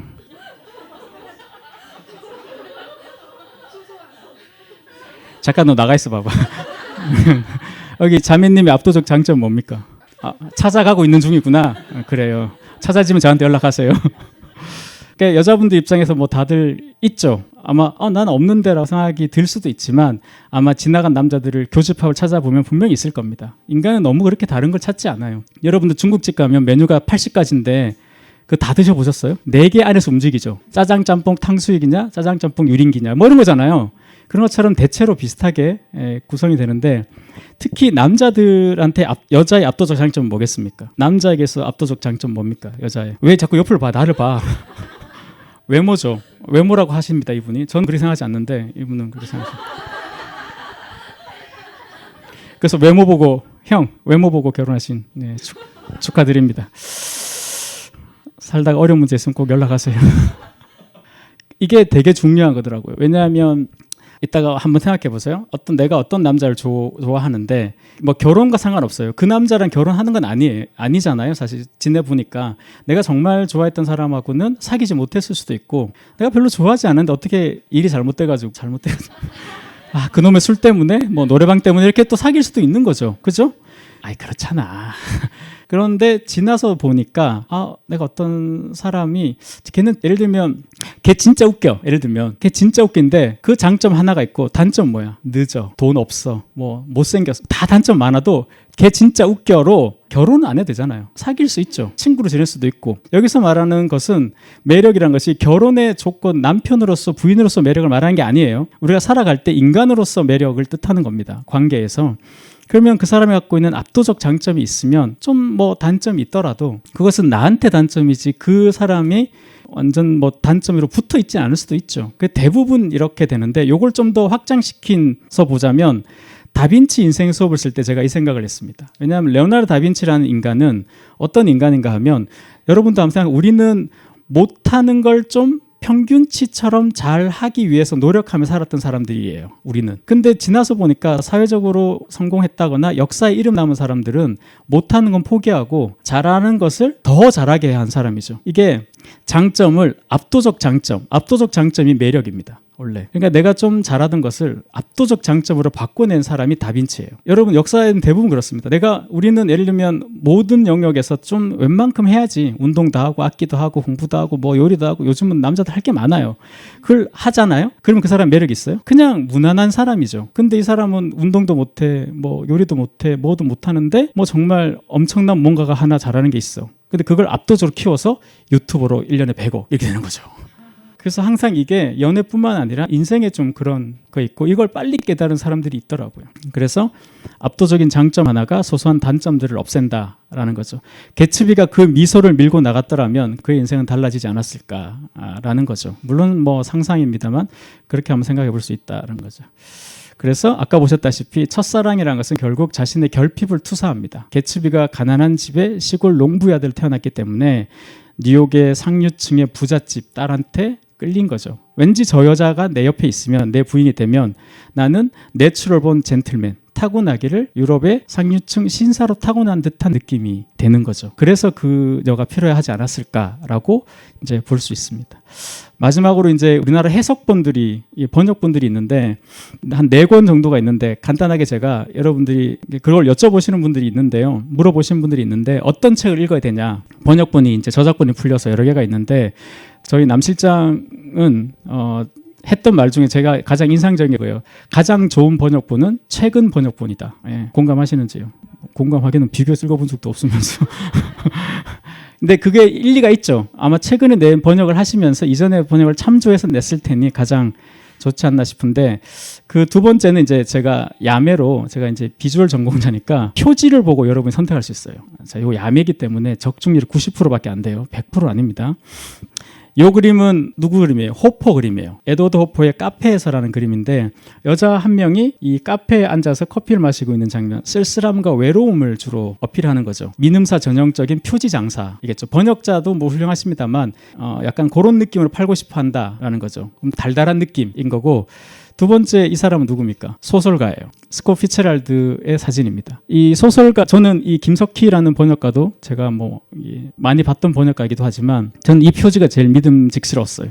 그냥 작가를 내세우는 사람이면 번역에 좀 더 진심이지 않을까라고 그냥 근거 없는 그냥 추측인데 그래서 저는 이 책을 읽었는데 이건 작가를 좀 우선시하는 느낌이 있습니다. 세 번째는 이것도 역시 데이지 같죠. 데이지 같은데 데이지가 이제 저기 거울에 자기 뒷모습이 비치는 저런 느낌인데 이런 영화나 이런 데서 어떤 인물이 거울을 보거나 유리에 비치거나 물에 비치어서 자기 얼굴을 보는 건 뭐예요? 내면의 고민, 내면 성찰, 뭐 약간 그런 쪽이나 아니면 나르시즘이나 뭐 이런 것들의 정서죠. 그러니까 이것은 데이지의 어떤 숨겨진 이면 같은 저는 이것도 문학동네에서 나온 책인데 이건 물론 김영하 소설가 김영하가 번역했죠. 김영하는 뭐 약간 하루키처럼 이렇게 하신 것 같은데 근데 약간 표지로 봤을 때는 좀 더 데이지의 방점을 찍는 느낌이죠. 그리고 이 네 번째가 이제 이런 책인데 이것도 역시 사실은 이 데이지 얼굴이죠. 대부분 저는 그래서 이런 면에서는 그냥 개츠비 이 소설에서 이 장면 소설가를 내세운 게 좀 더 신뢰감이 생겼습니다. 전적으로 그냥 저 생각인데 혹시 헷갈리시면 이렇게 표지를 보고 한번 고민해 보시는 것도 좋죠. 이 작품은 주인공이 개칩이죠. 그런데 데이지로 이렇게 한다는 것은 저는 어떤 면에서는 조금 어긋나 있지 않나 이렇게 생각이 들었습니다. 자, 어쨌든 첫사랑이란 것은 첫사랑뿐만 아니라 대부분 자신의 결핍을 투사하는 거예요. 내가 왜 저 사람한테 끌리냐 하면 내가 갖고 싶은 무엇을 저 사람이 갖고 있다고 느끼는 때가 많습니다. 그런 면에서 대부분은 이제 작품은 이렇게 이루어지는 거죠. 그래서 너의 무엇에 나는 끌리는가. 근데 사랑에 대한 이야기를 하면 대부분 이렇게 얘기하죠. 야, 사랑에 뭐 이유가 있어. 그냥 걔한테 끌리고 원초적으로 동물로 그냥 딱 이렇게 된다고 이렇게 얘기하죠. 그런데 그럴 수도 있어요. 근데 자기가 인식하지 못했다고 해서 이유가 없는 것은 아니죠. 내가 인식하지 못한 이유가 있을 수도 있다고 의심해 볼 수 있는데, 아까 말한 것처럼 개츠비가 데이지한테 끌렸듯이 또 문제적인 작품이죠. 이 상실의 시대, 노르웨이 숲이라는 작품에서도 보면, 저는 처음에 이 책을 읽었을 때는 전혀 하나도 이해가 안 됐어요. 일본 애들은 뭐 죽거나 그렇거나이죠. 그냥 약간 니 뭐 이렇게 짐승이야? 막 이런 식으로 그냥 아무나 다 하고 막 그런 약간 좀 이상했어요. 뭔가 이게 명작이라는데 왜 얘랑 자고 근데 또 쟤랑 자고 얘랑 자고 얘는 왜 이러지? 막 약간 그게 좀 이해할 수 없는 부분이었는데, 나이가 들어서 이제 그 어떤 아까 말씀드린 것처럼 하고 있는 이야기가 아니라 하고자 하는 얘기에 이제 관심을 기울이니까 조금 다르게 보이던데요. 제가 갖고 있는 해석은 뭐냐면, 남자 주인 요 소설도 내용 자체는 단순합니다. 줄거리는 와타나베라는 이 지방에서 이제 고등학교 다니던 와타나베가 있고 기츠키라는 애가 있어요. 두 개 남자입니다. 그런데 이 기츠키의 어릴 적부터 여자친구는 나오코예요. 요 세 명이서 항상 같이 만나서 재밌게 지냈던 거죠. 그런데 기츠키, 요 두 명의 사이에 있던 기츠키가 어느 날 그냥 자살을 해버려요. 그리고 나서 얘네들은 와타나베와 나오코는 이제 한동안 보지 않고 있다가 이제 도쿄로 대학을 왔고, 나오코의 20살 생일에 우연히 신주쿠역인가에서 우연히 우리 치면 강남역에서 만난 거죠. 우연히 만나서 이제 둘이 걷다가 이제 그날 또 그렇게 같이 자게 됩니다. 그러면서 이제 이야기가 쭉 이어지는 거고, 나오코는 와타나베랑 사귀다가 너무 힘들어서 정신병원에 들어가고 또 이제 결말이 좀 안 좋게 나고, 와타나베한테는 대학에 들어갔을 때 미도리라는 아주 발랄한 여자가 생기고, 하지만 와타나베는 미도리한테 내가 나오코랑 정리하고 결론이 나면 너를 만나겠다 뭐 이렇게 해서 이어지는. 제가 처음 읽었을 때는 아니 미도리를 만나 그냥 계속 그 생각했거든요. 뭐 이런 애를 만나, 밝고 맑고 웃기고 요리도 잘하는 미도리가 짱이지 그래서 막 했는데, 어쨌든 그런 이야기로 이제 이어지는데, 이 와타나베와 나오코 사이에는 사실은 기츠키라는 저 인물이 있습니다. 그러니까 와타나베가 나오코를 좋아하는 이유는 뭐냐면, 내가 너에게 새로운 기츠키가 되어주겠다, 되고 싶다. 이 말은 내가 기츠키가 그립다라는 뜻으로도 읽을 수 있어요. 그러니까 왜냐하면 어릴 적에 아이들이 부모한테 사랑을 다 제대로 못 받은 아이가 왜 커서 자기 아이한테는 집착에 가까운 사랑을 보여줄 때가 있죠. 그런 것처럼이라고 생각해 보시면 돼요. 내가 쟤를 너무 사랑했는데 친구로서, 그건 뭐 이렇게 동성애 이 말이 아니라 그 우정으로서 10대에 나타나는 사랑이라는 게 있잖아요. 동료 간에. 그게 있었는데 걔가 갑자기 그 죄책감도 있죠. 왜냐하면 얘를 마지막으로 만나고 극단적 선택을 했거든요. 나 때문인가? 이런 생각이 들 수도 있잖아요. 여러분, 우리는 이런 삶을 살아보지 않았잖아요. 나랑 정말 친했던 고등학교 친구가 나랑 당구 치고 집에 갔는데 잘 헤어졌는데 걔가 자살했대. 그러면 너무 이거는 사실 쉽게 일상으로 돌아오기 너무 어려운 사건이죠. 그래서 새로운 기츠키가 되겠다. 이건 그가 그립다는 얘기고, 나오코는 와타나베에게 뭘 바라냐면 요 개념이 있는데요. 대체라는 것은 말 그대로 그대로 교환하는 겁니다. 여기 지금 삼다수를 다 마시고 나서 물이 없어. 그러면 에비앙으로 갖다 놓으면 대체죠. 그죠? 아니 다른 삼다수로 갖다 놓으면 대체죠. 뭐 아니면 다른 아이시스 갖다 놓으면 대체고. 근데 보체라는 건 뭐냐면, 이 삼다수가 나는 뭔가 물맛이 마음에 안 들었어. 난 약간 산성의 물이 더 좋아. 산성. 그게 이제 에비앙 같은 게 좀 산성이잖아요. 그러면 에비앙을 갖다 주면 뭐예요? 내가 그 삼다수에서 원했던, 부족했던 부분 있죠. 생수인데 약간 산성 맛이 나는 그것을 마실 수 있는, 보충하면서 대체한다는 개념이 보체입니다. 이건 프랑스 철학가 그 데리다라고 있습니다. 자크 데리다의 개념인데요. 이 보체 개념. 그러니까 여러분도 생각하시면 대체를 원하는지 보체를 원하는지 생각하면 조금 다르겠죠. 그죠? 그런데 나오코는 와타나베를 보체로 삼고 싶었던 거죠. 기즈키하고는 그 성관계가 안 됐습니다. 자기 책임이라고 항상 생각했어요. 근데 이 20살 생일에 와타나베하고는 딱 돼요. 그러니까 얘하고 되니까 그러니까 뭐 기츠키도 생각했을 거고 뭐 여러 생각이 있었겠죠. 거기에. 소설을 읽어보시면 아시겠지만 제가 정리하자면 이건 거죠. 나오코는 와타나베를 보체물로 삼았어야 된다는 뜻이에요. 근데 대체만 하려고 했던 거죠. 기특히 카피로. 그럼 어떻게 했어요? 너무 미안하죠, 계속. 자기가 여기서 발목 잡혀서 다음 생으로 페이지가 넘어가야 되는데 페이지가 넘어가지 못하는 거죠. 계속 거기 걸려 있고. 그래서 현실에 직면할 용기가 없으니 정신병원으로 도망쳤다가 거기서도 해결이 안 되니까 자기가 살기 위해 살 수 있는 유일한 방법은 자기를 죽이는 길밖에 없었던 거죠. 이게 좀 말장난 같은데 자살하는 사람들을 제가 이제 빈센트 반 고흐 때문에 자살에 대한 분석을 공부해 보면 내가 살기 위해서 나를 죽이는 게 자살이기도 해요. 그러니까 가해자와 피해자가 하나죠. 이게 그 화가로 따지면 자화상하고 똑같죠. 화가가 모델이고 모델이 화가죠. 가해자가 피해자고 피해자가 가해자잖아요. 그러니까 자화상과 자살이 좀 비슷한 면이 있는데 구조적으로 여기서 다른 사람의 자살은 좀 차치하고 나오코의 자살은 그거에 가까워요. 내가 나로서 살기 위해서는 내가 나를 죽일 수밖에 없는 거죠. 그래서 패배로서 도피가 아니라 살기 위한 행위로서 자살이 있다는 거죠. 이해되시나요? 이해가 안 되시면 지금까지 살았던 인생이 평탄하신 거예요. 네. 이해가 안 되시죠? 내가 나로서 살기 위해서는 나를 죽일 수밖에 없다. 이게 말장난 그죠? 이해가 안 되시면 일단 외우세요. 무조건 외워야 돼. 외우면 어느 날 이해가 돼요. 갑자기. 예. 니체 말입니다. 제 얘기가 아니라. 그렇게 갑자기 외우고 싶어지지 않아요? 제가 한 것보다 니체가 할 생각이 좀 더 공신력이 생기죠. 니체가 살아있을 때는 헛소리 하는 사람으로 유명했는데, 그죠? 어쨌든 그런 거라고 생각합니다. 그래서 이 나오코랑 비슷한 인물이 기억나시나요? 그 선배 중에 와타나베 대학 선배 중에 엽색가 있잖아요. 여자 막 계속 만나고 아무나 자는. 그 사람 이름 뭐였죠, 실장님? 선배. 와타나베 학교 선배. 그 선배의 여자친구 자살하잖아요. 그 여자친구가 등장하는 이유도 약간 나오코와 비슷하지 않을까 싶어요. 그래서 와타나베와 나오코의 관계보다 나오코가 뭐 그렇게 하고 또 나오코의 병원 동료 언니랑도 이제 그런 관계가 끝나고 나서 마지막에 미도리한테 전화하면서 이 소설은 끝납니다. 그러니까 이것을 봤을 때는 우리가 잘 생각해 보시면 이런 거죠. 만나야 할 사람은 안 만나고 만나지 말아야 할 사람을 만나고 뭐 이런 거죠. 살아오는 과정이. 연애에서 보면 처음부터 아까 말씀드린 것처럼 와타나베가 그냥 바로 미도리를 만났으면 이 이야기는 그냥 끝나는 거죠. 바로. 그런데 나오코를 만나고 또 누구를 만나고 레이코를 만나고 뭐 이렇게 긴 과정을 거쳐서 마침내 미도리까지 오는 과정이 이 상실의 시대, 즉 노르웨이 숲이라는 이 작품에 담겨 있지 않나 싶어요. 그게 결국 이거라고 생각합니다. 나의 결핍은 누구도 채워지지 않아요. 내 스스로 해결해야 된다는 거죠. 그러니까 내가 내가 힘든 일 있을 때 누가 나와 함께 울어줄 수는 있어요. 하지만 나 대신 울어줄 수는 없는 거예요. 그러니까 이게 사실은 사랑에서도 거의 적용되지 않나 싶어요. 그러니까 함께 울 수는 있어도 그게 너무 고맙죠. 함께 울어주는 사람이. 고맙긴 하지만 그 사람이 나 대신 울어준다고 해서 내 울음이 끝나는 건 아니죠. 나는 내가 울고 내가 해결해야 된다는 거죠. 이게 사실은 사랑에 있어서 되게 잔인하지만 어쩔 수 없는 문제라고 생각합니다.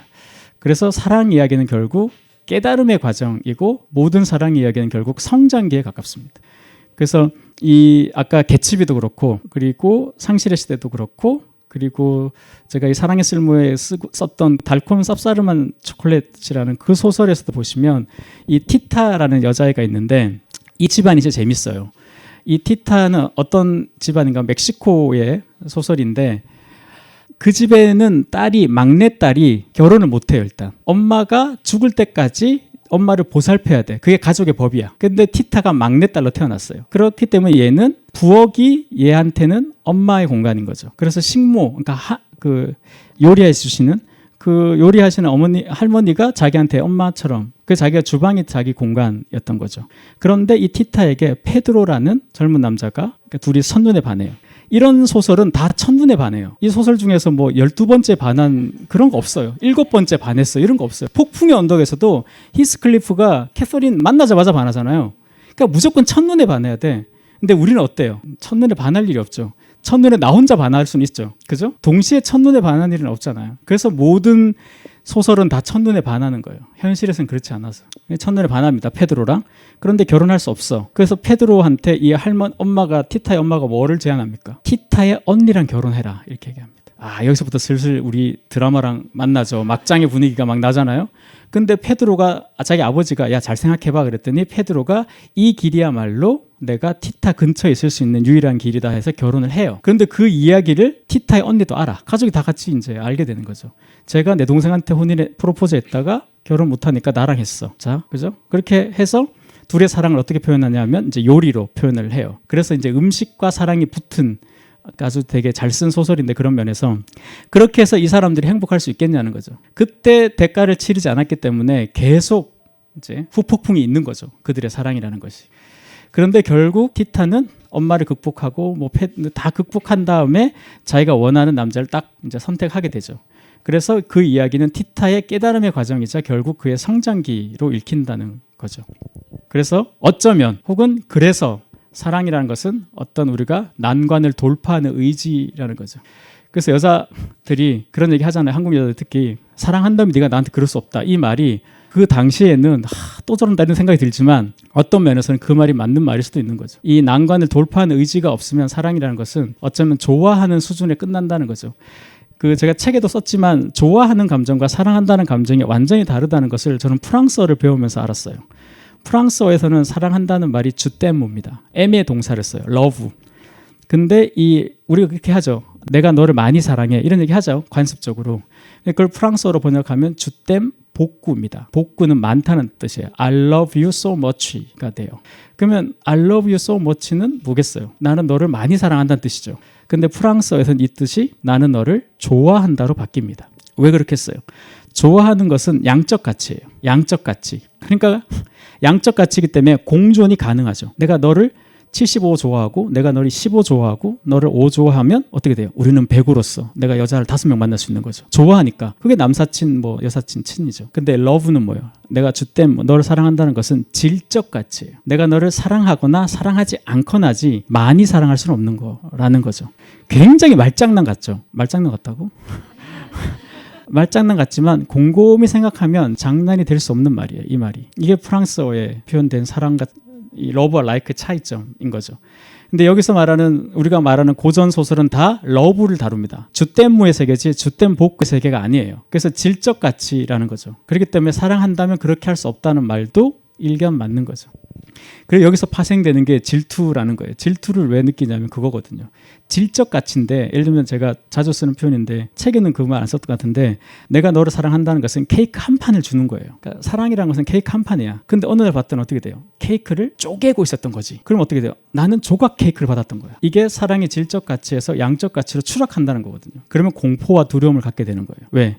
나는 어떻게 돼요? 조그만 케이크로 점점 양이 줄어들다가 어느 순간인가 버려질 수 있거나 완전히 대체될 수도 있는 거죠. 이게 질적 가치와 양적 가치 차이인 겁니다. 그러니까 원래 어원상 예전에는 사람들이 이렇게 생각했다는 거죠.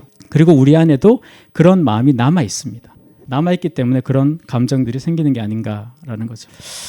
자, 그 이야기 좀 길어지는데요. 브람스를 좋아하세요도 그런 일련의 소설입니다. 여기도 보시면 요 프랑스와즈 사강이 쓴 책인데 많은 분들이 이게 어떻게 고전이냐라고 하는 책 중에 이 책이랑 이제 슬픔이야 안녕이로 번역된 책이 두 권이 있는데 아마 이 사강을 읽으시면 이제 두 권을 읽으실 것 같은데 근데 슬픔이야 안녕은 한국어 번역이 어쩔 수 없는데요. 그 원제는 봉주르 트리스테스예요. 그 말은 뭐냐면 안녕이 굿바이가 아니고 그러니까 만났을 때 하는 말일 수도 있어요. 그걸 뭔지 모르게 되어 있습니다. 근데 우리는 슬픔이야 안녕하는 순간 헤어지는 느낌이죠. 그런 차이가 있는데 그런 중의적인 걸 프랑스와즈 사강이 이제 제목에 넣었다는 거. 그걸로 19살에 데뷔했어요. 19살 그러니까 우리로 치면 18이죠. 대학 들어가서 다리 부러져가지고 여름 방학 때 할 일 없어가지고 소설이나 써볼까? 썼더니 봉주르 트리스테스 100만 권 이렇게 되는 거죠. 그렇게 문단에 등단했던 사람이 프랑스와즈 사강입니다. 그리고 뭐 마약하고 막 해가지고 막 인생 아싸라게 살았던 분이시죠. 그 소설에 보시면 폴이 여자입니다. 30대 후반이에요. 지금으로 따지면 50대 중반이라고 생각하시면 돼요. 그래서 첫 장면이 뭐예요? 거울에 자기 몸을 비춰보면서 내가 늙었다라고 얘기하면 시작해요. 자기 육체가 이제 더 이상 성적으로 아름답지 않다 뭐 그런 묘사가 되는데 그녀에게는 이혼했습니다. 이혼한 그녀에게는 아주 오래된 연인인 로제라는 애가 있어요. 얘는 바람도 즐겨 피는 남자예요. 불성실한 남자고 따로 살아요. 자기가 원할 때 만나고 뭐 원치 않으면 약속도 깨고 딴 애 어린애랑 뭐 주말에 여행 가고 뭐 그런 로제라는 남자가 있고 시몽은 어리고 잘생기고 집안도 좋고 변호사예요. 그리고 이 폴에게 죽도록 따라다니는 남자예요. 요 세 명이 나오는 얘기입니다. 그래서 이게 로코의 법칙이죠. 로맨틱 코미디는 딱 법칙이 이겁니다. 서로 다른 캐릭터의 두 남자, 서로 다른 캐릭터의 두 남자가 있죠. 동시에 한 명의 여자를 사랑한다. 그리고 이 한 명의 여자는 뭐예요? 어느 게란다. 누가 나를 진심으로 사랑하는가를 내가 알아가는 과정이죠. 이게 왜 로코의 기분인 줄 알아요? 현실에서는 이런 일이 벌어지지 않았어요. 여기 계신 분들 중에 동시 그래서 나이 들고 불성실한 남자, 어리고 충실한 남자 그 두 명이 등장하는 거죠. 그래서 처음에 이렇게 사귀고 있다가 폴과 시몽이 사겨. 그런데 시몽은 계속 폴이 야 너 다시 로즈한테 갈 거지 징징거려.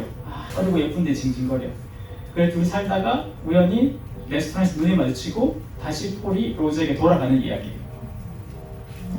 로즈에게 돌아가고 나서 출판사가 난리 난 거죠. 독자들의 항의잖아. 폴을 로즈한테 돌아가는 순간 어떻게 돼요? 또 과거로 돌아갑니다. 바람 피우고 혼자 밥 먹고 이게 그 당시 독자들의 거센 반발을 얻었던 시절. 근데 만약에 폴이 시몬과 행복했다 하면 이 소설은 성립이 안 되는 소설이죠. 시간이 지날수록 폴이 로즈에게 돌아간 이유가 잘 드러납니다. 그게 이 브람스처럼 이게 서양 음악사에 나오는 이 스토리가 거의 일치하는 이야기예요. 그래서 아마 나중에 살펴보시면 좀 이제 책에 자세히 썼으니까요. 읽어보시면 될 것 같고 그러면 질문은 이거죠. 폴은 왜 로즈에게 돌아가는가? 아까 말씀드린 것처럼 결핍이라는 거였죠. 그 부분으로 보면 여자분들 생각 한번 해보세요. 남자들은 이게 별로 상관이 좀 덜한데 여자분들은 좀 다른데 그는 나를 사랑한다. 그리고 그는 나를 이해한다. 이 그가 다르다면 여러분 누굴 선택하시겠어요? 나를 사랑하는 사람을 선택하시겠습니까? 나를 이해하는 사람을 선택하시겠어요? 이해하는 사람? 네. 사랑하는 사람. 다음에 어디 가면 그렇게 얘기하세요. 왜냐하면 이건 나이 차에 따라 경험에서 오는 것 같아요. 이게 무슨 말인지 잘 모를 수도 있습니다. 이해한다는 게 무슨 말인지. 이분들이 이해를 선택하신 이유가 아마 지금 20대 이후에 승수쌤이 생각하시는 것과 좀 다를 수도 있어요. 그죠? 우리는 어떤 나이가 되어야만 아는 것들이 있다고 봅니다. 근데 폴이 그래서 첫 장면이 중요해요. 나는 더 이상 젊지 않다로 시작하는 이유가 거기 있지 않나 싶어요. 나를 사랑하는 사람 너무 좋죠. 사랑받는 기분 너무 좋아요. 사랑받는 기분은 좀 불편하기도 하죠. 그리고 계속 기대에 붕괴되는 느낌도 있어요. 언제까지라도 나는 나로 남아있을 수 없을 수도 있어요.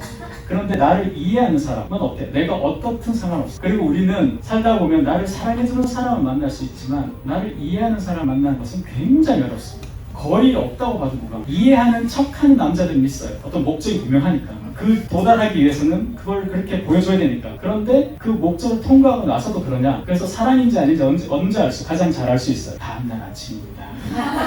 다음날 아침에 사랑인지 아닌지 나타난다는 거죠. 그러니까 시몽은 폴을 사랑하는 거죠. 하지만 로제는 폴을 이해하는. 이게 가장 큰 차이가 아닐까라고 저는 생각했어요. 그래서 그 관점에서 그 책을 해석했습니다. 전적으로 저에 대한 해석이니까 여러분들과 한번 비교해 보시면 되는데 제가 책에 안 쓴 말 중에 제가 이 얘기를 꼭 하고 싶은데 제가 성신여대에 오래 강의를 했는데 이 여학생들 그래서 약간 자매님이라고 하는 게 그래서 그래요. 저는 성당도 안 다녀요. 아무데도 안 다녀요.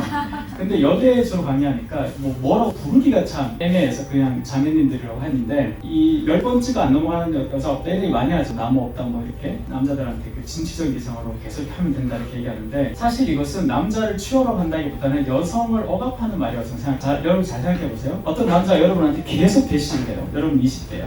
그렇잖아요. 옛날에 그런 때가 있었잖아요. 전직 소녀들이라고 생각해봐요. When I was young. 여러분 Young and Beautiful 그때를 생각해봐요. 나의 찝쩍거려서 계속 대시한 남자도 있죠. 계속. 근데 한 10번쯤 대시하면 어떻게 생각해요? 야, 지금 내가 뭐라고 저기까지 벗어가지? 그런 생각 하지 않습니까? 너도 그렇구나라고 생각하세요? 내가 뭐라고 이렇게까지 제가 나한테 정성 만나볼까? 이런 생각을 해요. 보통 인간이라면. 그럼 멀쩡한 인간이라면. 이게 왜 그런가 하면 그러면 어떤 생각이 들어요? 내가 너를 만나준다고 생각해. 관계가 평등이 아니라 시의 관계로 바뀌어있어요. 처음 시작부터. 그러면 남자는 어때요? 내가 이렇게 대시해서 여자가 생겼어. 그럼 그때부터 시작이야. 새로운 관계로. 근데 여자들은 어떻게 생각해요? 야, 또 왜 바뀌었어? 라고. 야, 그렇게 어디 찾아오고 옷을 사주고 뭐 비 올 때도 오더니 아니 이게 날씨가 좋은데 가을인데 산책할까? 추워. 막 이러고 또 왜 변했니? 이렇게 얘기하죠. 안 변하는 인간이 아니죠. 원래 인간은 변합니다.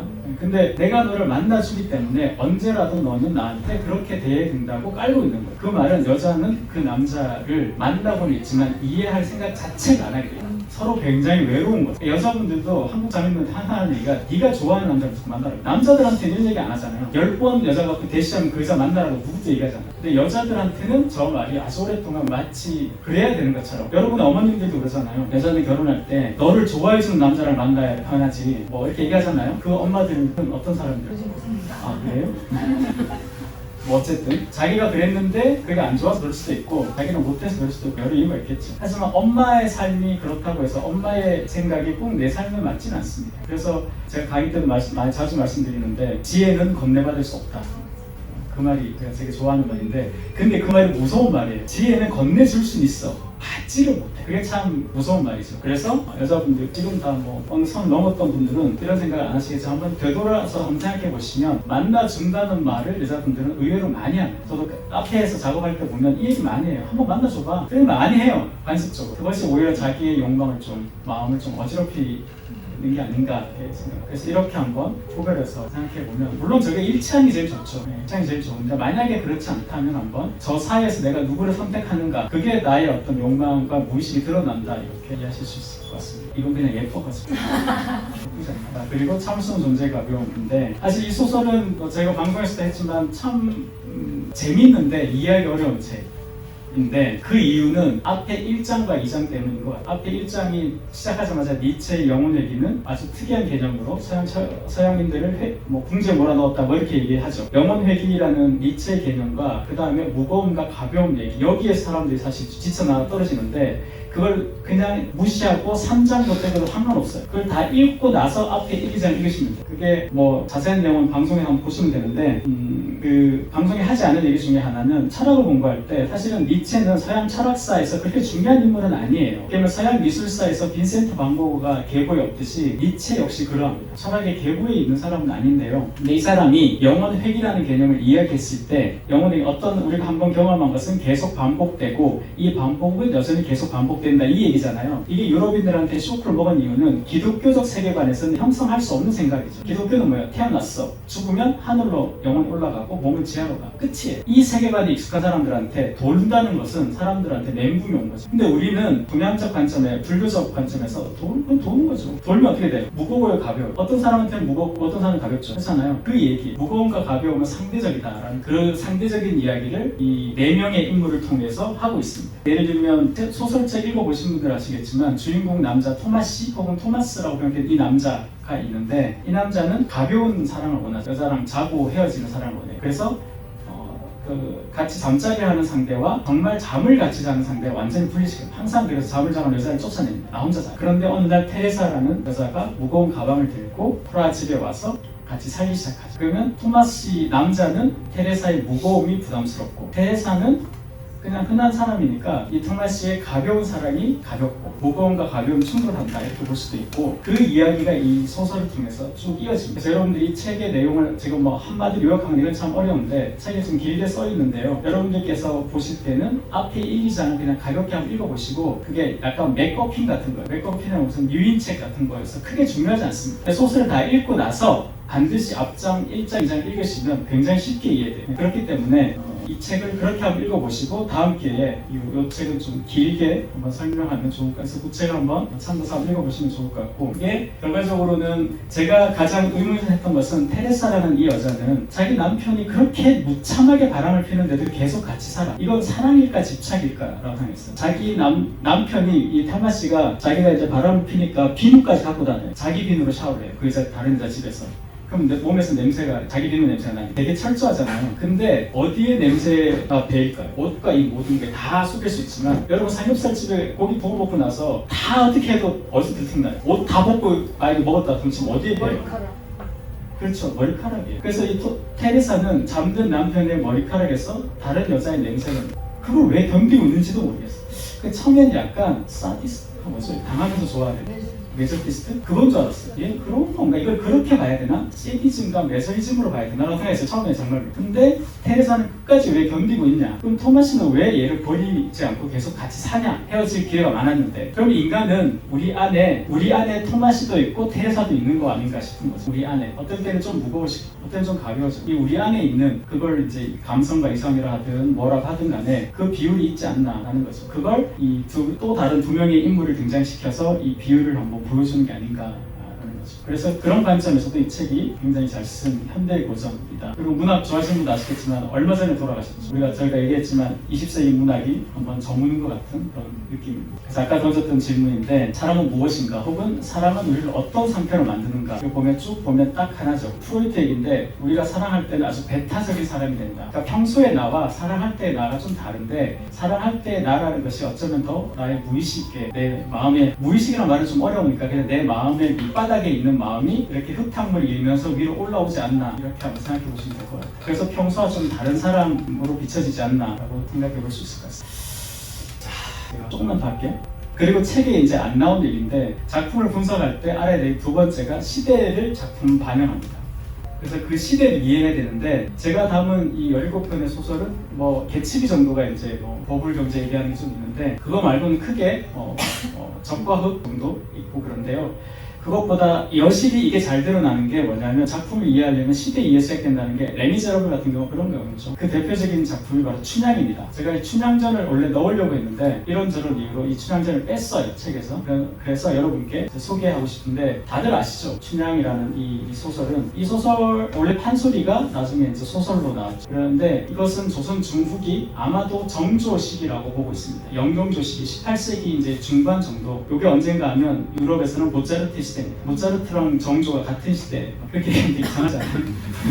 모차르트에 가까운데 정조가 되게 멀리 느껴지죠. 우리가 우리의 역사로부터 벗어나 있어서 그런가. 어쨌든 영종조 시대니까 그때가 배경이에요. 여러분이 이 춘향전의 주제는 뭐라고 생각하십니까? 춘향전의 주제 5분 정도 남았어요. 춘향전의 주제는 뭐라고 생각하십니까? 표지 보시면 남녀 상렬지사 그러니까 민음사는 너무 표지 장사를 많이 남녀 상렬지사 혹은 뭐예요? 여러분 춘향전 아세요? 춘향이라고 있어요. 남원고을 기생인데 이 사람이 이제 관기입니다. 관에 소속된 기생. 근데 이제 이몽룡 원래 이제 부사 그 아들하고 이제 폴인 러브 했어요. 근데 이몽룡이 이제 결혼하겠다 약속을 하고 다른데 이제 아버지가 발령 나서 갔어 서울로. 그 사이에 변학도가 새로 부임됐어. 변학도가 수청을 뜨려니까 안 들었어. 그래서 이렇게 갇혀 있다가 이몽룡이 암행어사가 되어서 얘를 구해준다. 뭐 그런 이야기죠. 교과서에 나옵니다. 한국에서 고등학교 나왔으면 배웠을 거예요. 그러니까 주제는 연애 스토리 아니면 정절에 관한 이야기. 그래서 춘향전의 주제는 무엇인가 하면 정절로서의 정답이었습니다. 문학 시간 아닌가요? 자, 그럼 딱 질문 하나만 할게요. 변학도는 무슨 죄로 처벌받습니까? 무슨 죄로 처벌받아? 이몽룡이 암행어사 출두할 때 너 내 약혼녀 성폭행했지라고 하지 않죠?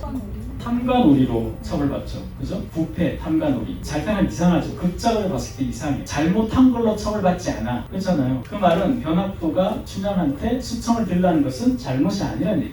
변학도가 이제 요즘 말로 하면 이제 시장으로 부임을 해서 그 시청 소속 물품들을 쭉 아전한테 보고를 받죠. 그 중에 관기니까 물품의 재산이에요. 관기. 그런데 춘향이가 안 왔죠. 그래서 이제 보니까 이쁘니까 수청을 들라. 이것은 뭐예요? 정당한 공권력 집행이에요. 여기는 불법이 없어요. 그러니까 이 사람을 처벌시키기 위해서 탐관오리로 만든 거예요. 계속 오랫동안 얘를 A로 욕했는데 B로 처벌받는 얘기예요. 이건 극작에서 있을 수 없는 거예요. 이건 인위적인 손질이 가해졌다는 얘기인데 이건 누가 읽는 작품이라면 당시 조선의 양반이 아니라 중인들이 읽는 책이었습니다. 요즘 말로 하면 도서 대여소에서 절찬리 인기였어요. 그래서 요즘 말로 하면 리뷰와 댓글이 엄청 많았어요. 책 뒤에 이거 보고 막 써놓고 다시 또 댓글 달고 이런 책이 되게 많았대요. 이 춘향이. 조선 제가 이제 사실 뮤지컬 공부를 하다가 이 판소리를 공부하다가 이거 여기까지 갔어요. 공부하다가 이렇게 여기까지 갔는데 여러분 한정식 드셔보셨어요? 한정식 상을 지금은 이제 코스로 나오는데 예전에 한상으로 받았죠. 그 한정식 한 상 받을 때 되게 이상한 게 하나 있어요. 잘 생각해보세요. 되게 이상한 시각적으로 되게 이걸 왜 이렇게 주지라고 생각하는 게 하나 있어요. 어떻게 줍니까? 음식을 한꺼번에 나오죠. 근데 그 한꺼번에 나온 상을 잘 생각해봐요. 여러분 무의식을 예전의 의식을 한번 비춰봐요. 그게 어떻게 나옵니까? 꽉 찬데 제가 경상도 양반집 앞에 살았는데 그걸 봤는데 되게 이상하다. 이걸 왜 이렇게 주지? 쌓아서 주잖아요. 반찬 기억나시죠? 아니 왜 쌓아서 주지? 아니 저기 미나리 이런 거 어차피 안 먹을 거 빼고 정갈하게 줘야지 왜 이렇게 두세 개 쌓고 된장찌개 위에 제육볶음 얹어서 주잖아요. 이게 쟁반을 기억나세요? 네. 안 먹어본 이상 요즘은 코스로 나와요. 이게 타락해가지고 원래는 한 상으로 나올 때 이런데 인사동 이런 데 갈 때 보면 반찬 두세 개 쌓아서 나왔어요. 이게 기본이에요. 잘못된 게 아니라는 지금 그 얘기 들려드릴게요. 자, 첫 번째 이 한정식은 누구의 문화였겠어요? 누가 이 상을 받았을까요? 양반? 왕은 조선시대 왕은 일식 몇 찬이었겠어요? 7찬 정도입니다. 장 빼고 7찬, 8찬, 9찬, 7찬 정도 돼요. 그러다가 가물업, 반찬 두세 개 빼요. 전하, 삼남 지방에 가뭄이 들끓었어요. 반찬 3개. 그 뭐죠? 코로나 같은 전염병 돌면 전하, 백성의 미신이 도탄에 빠졌습니다. 반찬 다 빼고 간장에 밥 찍어 먹는 거예요. 그래서 세종이나 정조실록 보면 맨날 야식. 왕이 스스로 할 수 있는, 정할 수 있는 게 몇 개 없어요. 조선 왕은. 그 중에 대표적인 게 지가 정할 수 있는 게 뭔지 알아요? 아무것도 잠자리 정도도 못 정하잖아요. 왕은 정할 수 있는 게 뭔지 알아요? 야식입니다. 그래서 세종이랑 정조가 그렇게 고기를 달라고 해요. 낮에 고기 많이 먹었으면 밤에 달라고 하겠어요. 못 먹는 거예요. 성리학적 질서에서 왕은 그렇게 절제를 넘어가면 안 돼요. 왕이 생각해봐요. 왕이 일식 7, 8찬인데 양반이 한상 어떻게 봤다? 이건 누구의 문화겠어요? 중인의 문화. 중인은 누구인가? 가운데 중자를 써요. 누구와 누구 사이겠어요? 양반과 평민 사이. 평민 사이의 중인. 이 중인을 프랑스어로 하면 부르주아지입니다. 영어로 하면 젠틀. 이게 언제 등장하냐면 조선시대가 조선이 500년 갔잖아요. 이 조선이 500년 간 것을 딱 이 사건을 전후로 나눌 수 있어요. 이 사건은 뭐겠어요? 여러분이 아시는 사건이겠죠. 임진왜란. 왜? 이거 우리 국사 시간에 배운 적이 없어요. 저도 이거 하면서 논문에서 공부했어요. 전으로 음식. 노. 그거 아니고 임진왜란 때 우리가 스스로 방어를 못해서 누가 왔어요? 명나라에서 원군이 왔죠. 이여성이 한 25,000 정도 데리고 왔습니다. 근데 명나라에 원군이 왔을 때 그냥 왔나 보다 생각하죠. 걔네 다 월급 줬어요. 주급 줬어요. 주급.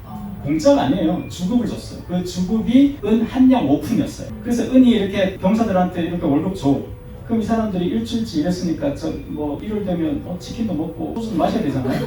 그러면 이 PX가 따라왔는데 왕서방이 그거 다 갖고 왔겠어? 조선 민가에 사야 될 거 아니야.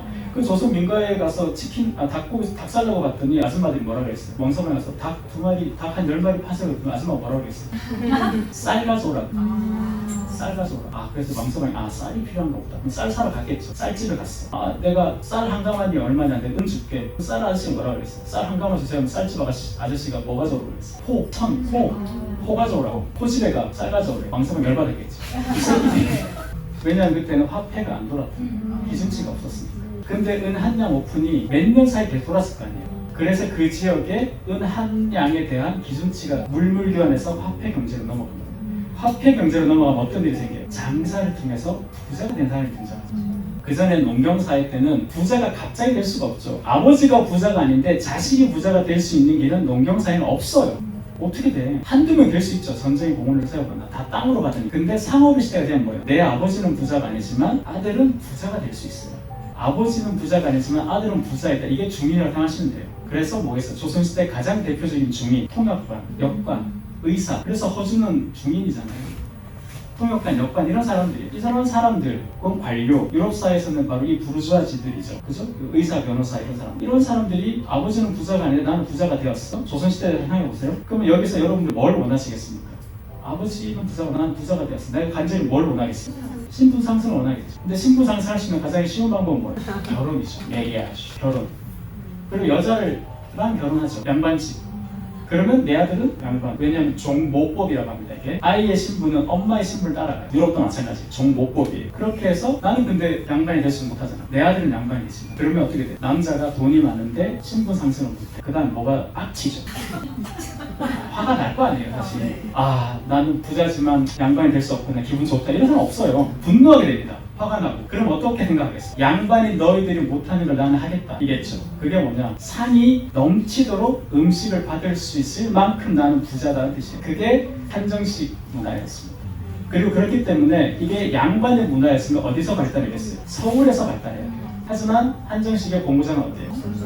전주이지만 정확히 얘기하면 강경이라는 데가 있습니다. 쌀집하지요. 그쪽을 중심으로 해서 발달한 이유가 바로 거기 있어요. 그리고 양밭집, 원래 종갓집, 장맛은 그 집 담장을 넘지 않는다는 말이 있어요. 그냥 양반집, 장맛은 몰라요. 가서 먹어보고 있어요. 그러니까 이게 알려지지 않는 거죠. 그래서 모든 한국의 전통 요리는 다 서울 음식. 자, 그런데 한정식을 받았어요. 이렇게. 그럼 이 사람들이 음식만 먹겠어요? 뭐가 필요해요? 술과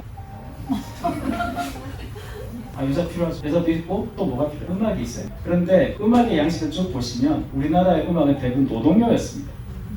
일하면서 배우는 거 아니면 전통음악이에요. 근데 처음으로 판소리가 등장하는 게 왜 이게 이상한 줄 아세요? 판소리는 훈련의 기간을 거쳐야지만 할 수 있는 음악이에요. 훈련의 기간이 필요하다는 건 뭐예요? 스폰서가 있다는 뜻입니다. 그 사람이 1년이든 2년이든 3년이든 생업을 종사하지 않고도 거기에 매진해서 어떤 기술을 습득할 수 있을 만큼의 생계를 보존해 줄 수 있는 사람이 있다는 거죠. 그게 바로 중인들이었습니다. 그러면 전주 채부자가 잔치를 벌여 음식을 대접해. 그런데 소리하는 사람 등장시켜 소리를 해. 야, 그 집 갔더니 음식뿐만 아니라 소리도 좋더라. 그러면서 우리나라의 판소리가 우후죽순 본격적으로 발달하기 시작합니다. 그래서 그 전라도에서 이게 발달하는 거예요. 그렇게 저렇게 묶여서 쭉 가다가 보면 이제 춘향이 나오는데, 춘향전 그래도 보시면 춘향전 보시면 어때요? 상 차려져 있고 변학도가 뭐라고 춘향이한테 너 왜 숙청을 안 듣냐? 춘향이 뭐라 그럽니까? 내엄이 비록 기생이나 소년은 기생이 아니옵니다. 이건 요즘 말로 하면 뭔지 아세요? 국가보안법 위반. 국보법이죠. 왜냐하면 신분제 사회에서 신분제를 부정하는 말이잖아요. 아까 말했어. 엄마는 종목법이기 때문에 엄마가 기생이면 딸은 기생이에요. 춘향의 생부는 전임 시장이잖아요. 아버지가 시장이면 뭐예요? 엄마가 기생인데. 그럼 난 기생인 거예요, 그냥. 근데 손의 어머니 비록 기생이나 소첩이 기생이 아니옵니다. 그게 당시로 굉장히 거슬리는 거고 국보법 위반이에요. 그래서 이렇기 때문에 뭘 밝힐 수 없냐 하면 작가의 이름을 밝힐 수가 없어요. 그래서 작자 미상이에요. 저는 예전에 문학 시간에 다 작자 미상이잖아요. 그냥 우리는 그런가 보다 했는데 제가 책을 내고 나서 알았어요. 이것은 거짓말. 작가는 어쨌든 내 이름 남기고 싶어요. 이게 내 거라고.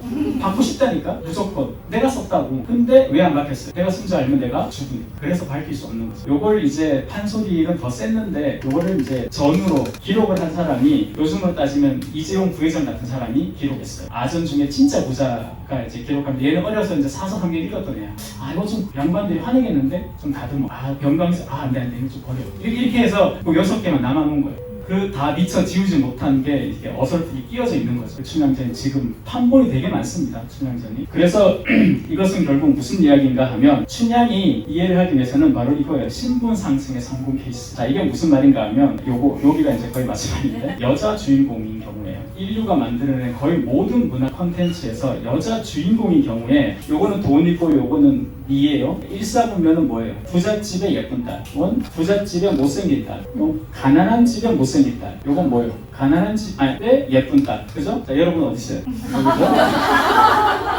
여러분 여기잖아요. 여기. 여러분이 읽었던 영화나 뭐 봤던 영화나 소설 중에 부잣집의 예쁜 딸이 주인공인 작품 보신 적 있으세요? 백설공주, 그죠? 말고 우리나라 드라마나 영화 중에서 최근에 김은숙이 여기 법칙에 어긋나는 짓을 좀 하는데 그거 빼고는 대부분 여기는 없습니다. 부잣집의 예쁜 딸이나 부잣집의 못생긴 딸은 뭐겠어요? 조연들입니다. 어떤 조연이겠어요? 가난한 집의 못생긴 딸이 주인공인 작품 보신 적 있어요? 왜 없는 줄 아세요? 관객들이어서 그래요. 관객이 여기 있잖아요. 관객들은 자기 얘기를 듣고 싶어 하지 않아. 그죠? 네. 뭐라고? 씁쓸하게 괜찮을 수밖에 없죠. 가난한 집의 예쁜 딸이 인류의 모든 시험 여기서 있어. 가난한 집의 예쁜 딸이 예전 시대에 가장 강한 욕망은 뭐겠어요? 올라가는 거죠. 신데렐라 스토리죠. 결혼을 통해서. 이게 춘향 스토리죠. 그리고 여기 있던 사람이 이렇게 되지 않으면 그 자리에 머물러 있겠어요? 아닙니다. 아름다움이란 것은 누구나 다 갖길 원하는 가치이기 때문에 돈으로 상징되는 현실의 당장이 높게 쳐져 있지 않으면 여러 남자 손 타면 어떻게 돼요? 추락. 가난한 집의 예쁜 딸이 추락은 어디로 가겠어요? 가난한 집에 못생긴 딸이 되는 거예요. 그럼 어떤 일이 벌어질까요? 원래 여기 있던 사람들은 계속 적금 열심히 하고 살면 돼요. 교회 열심히 다니고 예수를 믿으며. 여기 있던 사람이 여기 오면 여기 살 수 있을까요? 못 살죠. 다 죽습니다. 레미제라블의 팡팅 같은 애들이 여기 속하는 거죠. 이게 여성 주인공을 만드는 하나의 그 그리드 같은 거예요. 춘향이 우리나라에서 만들어진 작품 중에 춘향이만큼 이걸 잘 보여주는 작품은 없어요. 그리고 당시 조선 사회에서 춘향을 엄청나게 응원해서 나중엔 이게 여러 가지 각색이 되다가 마지막엔 어떻게 된 줄 아세요? 춘향이한테 왕이 연료문을 세워준다 이렇게 까지 가요. 그래서 이렇게 이 당시에 왕이 정조였는데 정조가 우리가 참 좋아하는 왕이죠. 정조가 알려지지 않은 것 중에는 분서갱유의 대표적인 왕입니다. 지 마음에 안 든다고 문체 반정이라 해서 책 불태우고 묻어버리고 막 엄청 했어요. 왜냐하면 정조는 신분제 사회에는 왕정주의자였거든요. 나한테 계기면 다 밟았어요.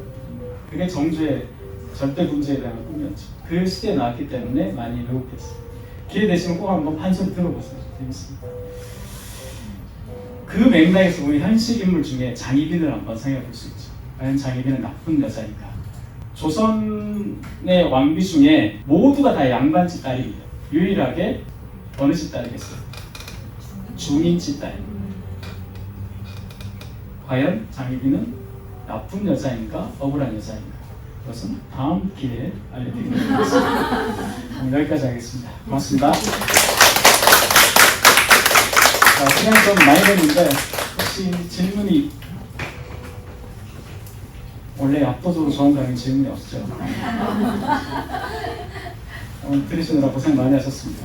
잘 돌아가시고 혹시 질문 있으시면 일로 편하게 SNS 통해서 질문을 해주시면 제가 읽어보고 답을 해드리도록 그렇게 하겠습니다. 모쪼록 건강하시고 또 조만간에 자리에 또 마련되면 또 강매식 요청하도록 하겠습니다. 고맙습니다.